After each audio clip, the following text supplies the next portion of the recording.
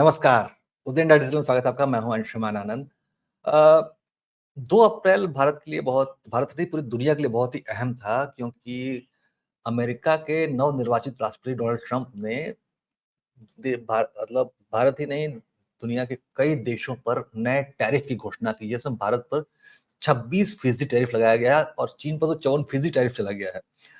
अब लेकिन कई मायनों में ये कहा जा रहा है कि ये आपदा में अवसर भी है, क्योंकि जो ट्रंप साहब का जो टैरिफ है वो भारत के लिए कई मायनों में मददगार भी साबित हो सकता है। लेकिन ये बड़ी अजीब पहेली है, जिसको सुलझाना हम सामान्य पत्रकारों के बस में नहीं है। इसलिए हमने सोचा कि एक ऐसे प्रमुख आर्थिक विशेषज्ञ से चर्चा की जाए, जो कि बहुत ही पॉलिटिकल हस्ती भी हैं और भाजपा के राष्ट्रीय प्रवक्ता भी हैं और आर्थिक मामलों के जानकार भी हैं। गोपाल अग्रवाल जी, आपका बहुत बहुत स्वागत है सर। नमस्कार।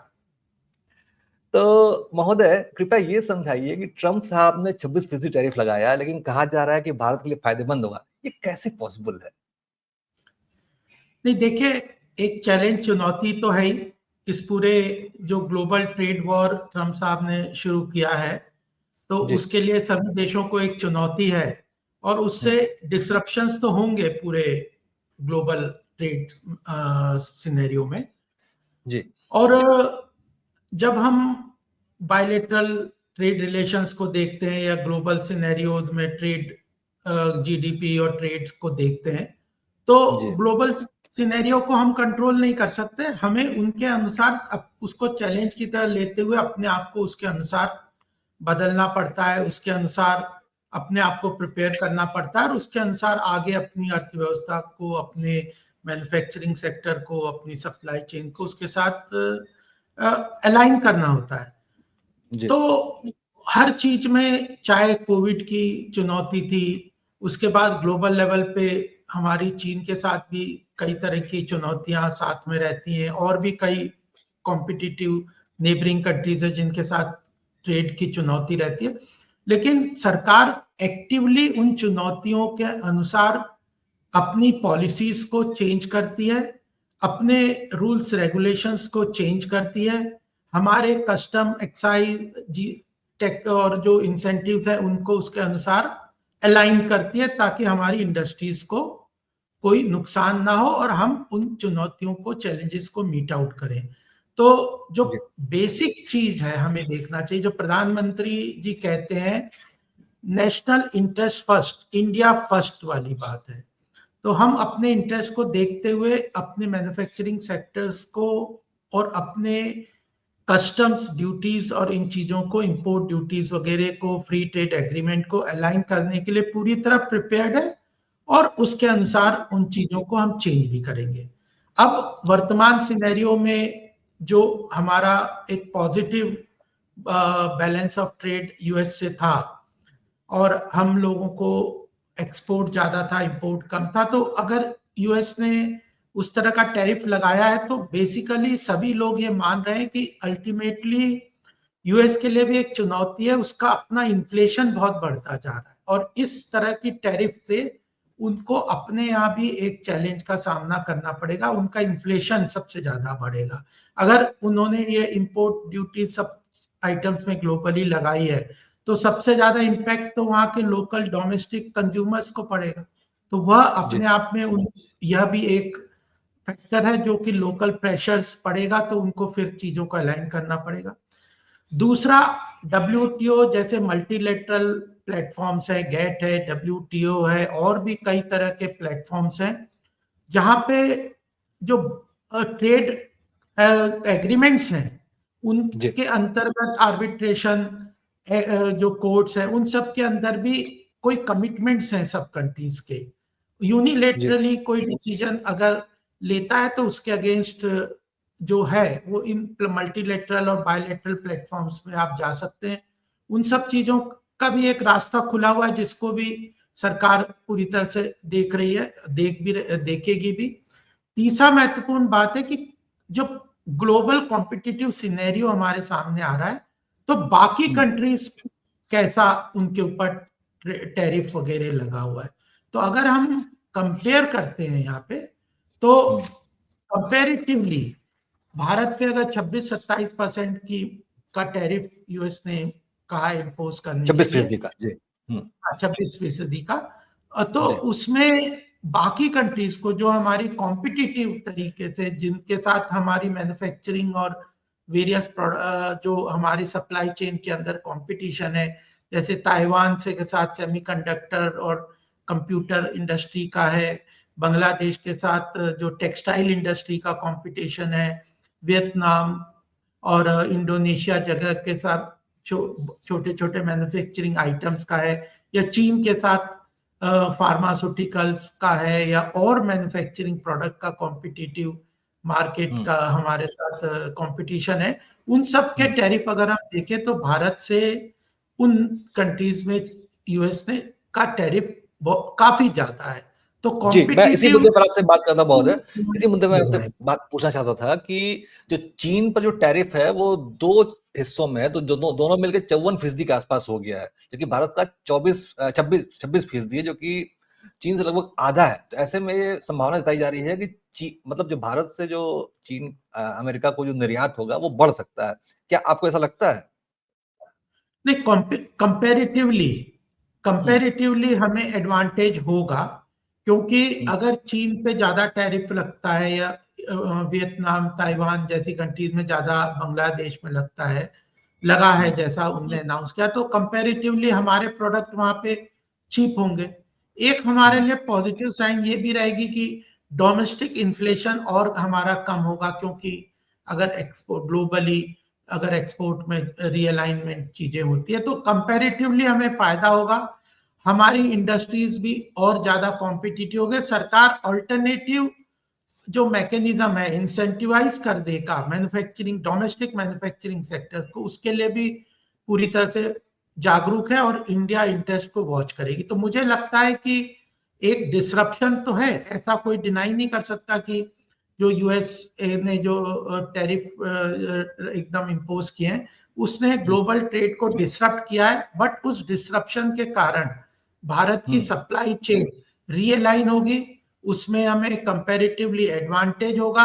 हमारी इंडस्ट्रीज को नए एवेन्यूज देखने के लिए भी हमें मौका मिलेगा, और कई चीजें हैं जिसमें रीनेगोशिएशन भी हो सकता है। बायलैटरल ट्रेड एग्रीमेंट में पीछे कई आइटम्स में सरकार ने रीअलाइन भी किया है यूएस की डिमांड को देखते हुए, कई चीजों को, उनकी इंपोर्ट ड्यूटी को, जिन चीजों में ऐसा लग रहा था कि वो आउटलायर से थे, उन लोगों में सरकार ने ड्यूटीज को अलाइन किया। तो सरकार पूरी तरह से जागरूक है, और मुझे नहीं लगता कि शॉर्ट टर्म इम्पैक्ट तो यूएस में ज्यादा पड़ेगा, लॉन्ग टर्म हमें बेनिफिट हो सकता है। लेकिन हमारी इंडस्ट्रीज को भी अब इस बात के लिए तैयार रहना पड़ेगा कि ग्लोबल मार्केट्स जो हैं सिनेरियोज, वो पूरी तरह अपने कंट्रोल में नहीं होते, वहां पे चीजेस चैलेंजेस चेंज होते रहते हैं, हमें अपने आप को स्ट्रेंथन करना पड़ेगा।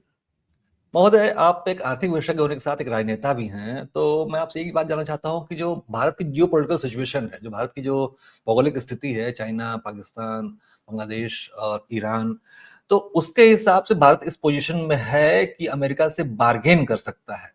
तो अब वो क्या लगता है कि भविष्य में जो ये टैरिफ का मामला है, जो और दूसरी बात ये है कि पीएम मोदी और ट्रम्प साहब के बीच रिलेशन बहुत ही अच्छे हैं। तो इन निजी संबंधों के आधार पे और भारत की जियोपॉलिटिकल सिचुएशंस के आधार पे क्या लगता है कि भविष्य में ये टैरिफ का जो कोड़ा है, भारत पे जो पड़ा है, वो थोड़ा कम हो सकता है? ये देखिए, पीयूष गोयल कई बार बोल रहे हैं, प्रधानमंत्री जी भी बोल रहे हैं कि अब धीरे धीरे मल्टीलेटरल प्लेटफॉर्म्स की उपयोगिता कम होती जा रही है, और बायलेटरल ट्रेड एग्रीमेंट्स बढ़ते जा रहे हैं। यानी यूएस के साथ हमारे कैसे आपस के बायलेटरल ट्रेड एग्रीमेंट्स हैं, हमारे ऑस्ट्रेलिया से हम कर रहे हैं, गल्फ कंट्रीज से कर रहे हैं, और भी कई कंट्रीज के साथ, यूरोप के साथ, यूरोपियन यूनियन के साथ बायलैटरल ट्रेड एग्रीमेंट करें, उनकी महत्वता बढ़ती जा रही है। और अल्टीमेटली बिजनेस क्या है, बार्गेन है, गिव एंड टेक है, दोनों के बेनिफिट और इंटरेस्ट में क्या फायदा होता है उसको सरकार उसके अनुसार इन चीजों को अलाइन करती है। और भारत की आज की जियोपॉलिटिकल सिचुएशन बहुत स्ट्रांग है।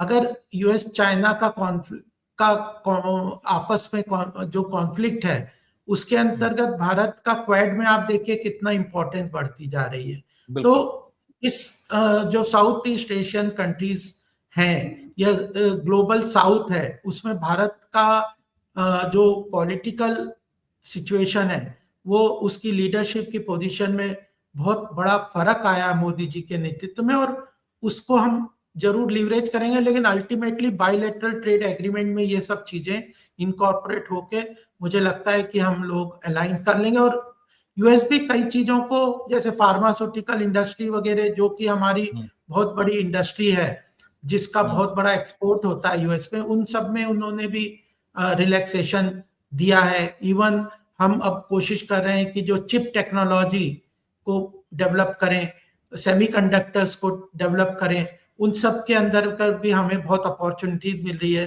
फिर artificial intelligence, blockchain technology, startup ecosystem, हमारा जो कॉम्पिटिटिव फेडरलिज्म है उसके अनुसार भी हम अपनी इंडस्ट्री को और लॉजिस्टिक लो कॉस्ट में, पावर में, लैंड अवेलेबिलिटी में उसकी कॉस्ट इंप्रूवमेंट कर रहे हैं, कॉस्टिंग उसकी बेटर हो। तो इन सब का 360 डिग्री इम्पैक्ट होगा कि एक तो हमारी इंडस्ट्री मजबूत होगी, ग्लोबल और रीजनल सप्लाई चेन रीअलाइन होंगे, कंपैरेटिव एडवांटेज हमें भारत को मिलेगा, और बायलैटरल ट्रेड एग्रीमेंट यूएस वगैरह से होंगे तो हम कई चीजें और बेटर स्ट्रेंथ के अनुसार नेगोशिएट कर पाएंगे। जी महोदय, एक प्रश्न और है कि देखिए हमने भारत की जीडीपी जो लगातार 8 से ऊपर देख रहे थे, वो पिछले साल चुनाव के समय मई का जो तिमाही थी उसमें गिर के 5.4 रह गई थी। हालांकि फिर वो सुधार आया, करेक्शन हुआ, वो 6.5 तक पहुंची है, और आईएमएफ की रिपोर्ट भी है कि 6.5 रहेगी भारत की जीडीपी। तो उस पर इस नए जो टैरिफ वार चल रही है, क्या आपको लगता है कि हमारी जीडीपी पर कुछ इम्पैक्ट आ सकता है इस पर? देखिए, सबसे महत्वपूर्ण बात, प्रश्न आपका ये अच्छा है कि जो एक्सपोर्ट डिपेंडेंट इकोनॉमीज हैं, जिनकी पूरी, जैसे चाइना है या कई कंट्रीज हैं जिनके अपने मार्केट तो उतने बड़े, कई कंट्रीज के तो अपने मार्केट, डोमेस्टिक मार्केट बहुत छोटे हैं। चाइना का डोमेस्टिक मार्केट बड़ा है लेकिन उसका मैन्युफैक्चर ज्यादातर GDP dependent export driven economy है। भारत का अपना डोमेस्टिक मार्केट बहुत बड़ा है और हमारी इंडस्ट्री बहुत ज्यादा अभी एक्सपोर्ट डिपेंडेंट नहीं है। तो हमारी जो इकोनॉमी में जो मैन्युफैक्चरिंग सेक्टर है उसका डिपेंडेंस ऑन एक्सपोर्ट कम है। हमने जो सप्लाई चेन में ऑटोमोबाइल और जो और ऐसी इंडस्ट्री, फार्मास्यूटिकल इंडस्ट्री, उसमें एंड प्रोडक्ट के बजाय हम सप्लाई चेन में हमारी इंटीग्रेशन कई इंडस्ट्रीज की है, तो वो ग्लोबल और रीजनल सप्लाई चेन में पार्ट्स बनाने का काम, उसको सब देखते, तो हमारी जो डिपेंडेंसी है वो उतनी एक्सपोर्ट मार्केट में नहीं है।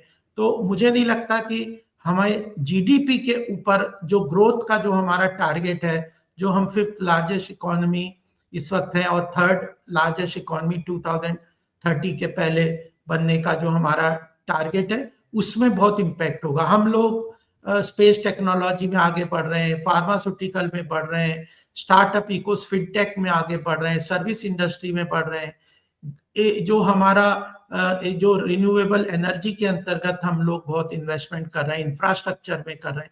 तो हमारी इकोनॉमी डोमेस्टिक ड्रिवन है, हमारी इकोनॉमी तो उसी गति से अच्छी बढ़ेगी। और मुझे लगता है कि हम और जो आपस में जो दूसरी कंट्रीज के साथ भी हमारा ट्रेड इसके कारण बढ़ सकता है, तो हमारी इकोनॉमी जीडीपी ग्रोथ रेट मतलब अच्छी तरह से आगे चलेगा। तो बहुत अच्छे तरीके से बातें समझाई महोदय, लेकिन एक आखिरी प्रश्न आपसे और है। भारत को कहते हैं कि एग्रो बेस इकोनॉमी, खेती कृषि अर्थव्यवस्था कहते हैं भारत को, और अमेरिका अपने कृषि उत्पादों को भारत भेजने की इच्छा रखता है। तो आपको क्या लगता है कि जो प्रेशर है ट्रम्प साहब का, जो कृषि उत्पाद भारत को बेचने की जो कोशिश है उनकी, ये मतलब हमारे लिए कितना, हमारे किसानों के लिए, हमारे जो ग्रामीण अर्थव्यवस्था है उसके लिए हमारे लिए कितना मतलब खतरनाक साबित हो सकता है, और इससे कैसे बचेंगे हम?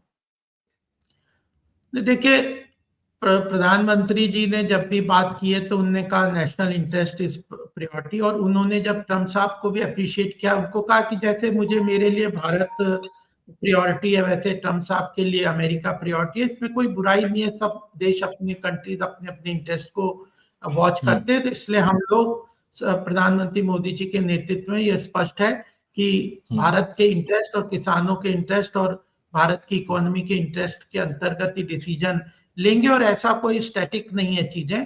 अगर किसी बातचीत के माध्यम से बड़ी बड़ी चीजें भी ठीक हो जाती हैं, और सरकार ने ऑलरेडी एक ग्रुप ऑफ मिनिस्टर्स बना दिया जिसमें एग्री शिवराज सिंह चौहान जी भी हैं, निर्मला जी भी हैं, पीयूष गोयल जी भी हैं और अपने फॉरेन अफेयर्स मिनिस्टर्स भी हैं। तो वो लोग इसके इम्पैक्ट को एनालिसिस करके इंडस्ट्री से बात करके करेक्टिव जो मेजर्स हैं उसको लेने के लिए पूरी तरह से तैयार है, प्रतिबद्ध है।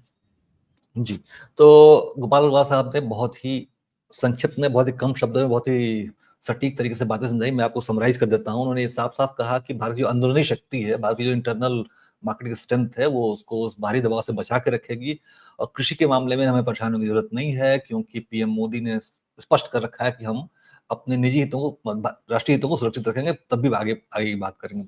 और सबसे अहम बात उन्होंने ये बताई कि जीडीपी पे बहुत ज्यादा इम्पैक्ट पड़ने वाला नहीं है और ये हमारे इंडस्ट्रीज के लिए एक नया चैलेंज प्रस्तुत करेगी, जो कि भविष्य में लॉन्ग टर्म में हमारे लिए फायदेमंद होगा।